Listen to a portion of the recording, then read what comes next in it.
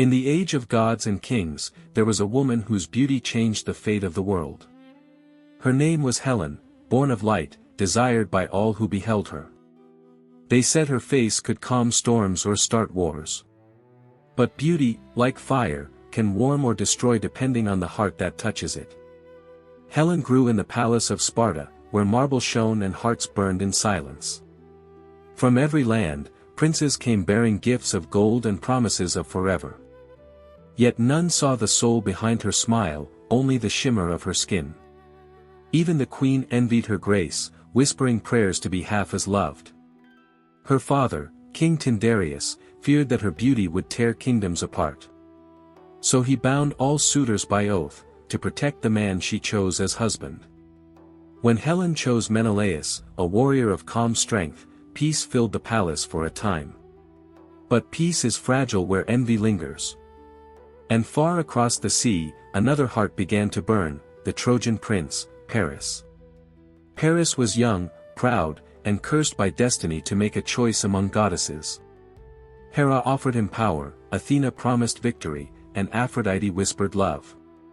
"Give me the apple," she said, "and the most beautiful woman shall be yours."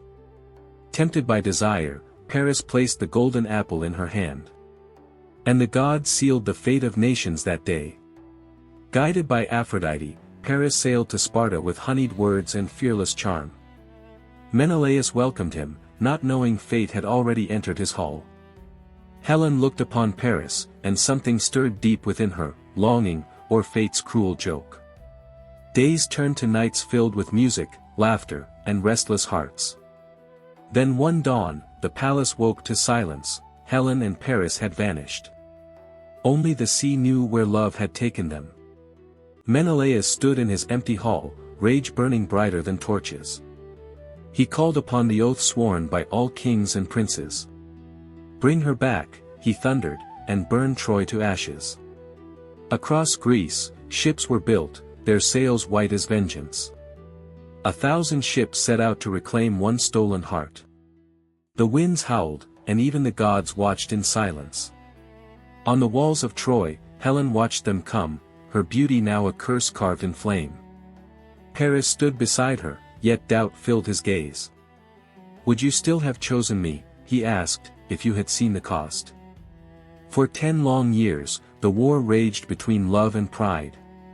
Heroes fell like stars, Achilles, Hector, Ajax, each dying for glory or grief. The fields of Troy turned red with forgotten dreams.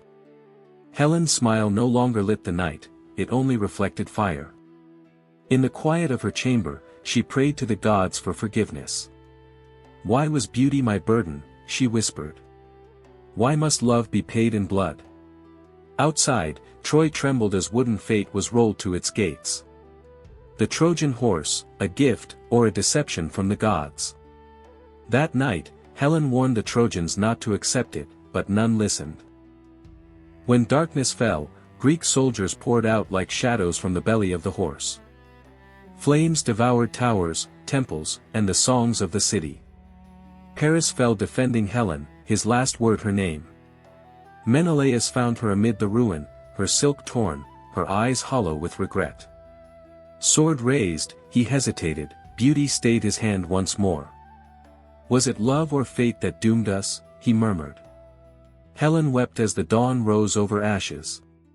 And Menelaus took her home, not as a prize, but as a ghost of what once was. Years later, the bards still sang of her, the woman who made gods weep and kings fall. But Helen, old and silent, knew truth deeper than their songs. "Beauty is a mirror," she said, "it shows what lives in the heart that sees it." And so, the face that launched 1,000 ships became a lesson, that love without wisdom can destroy even heaven's gifts.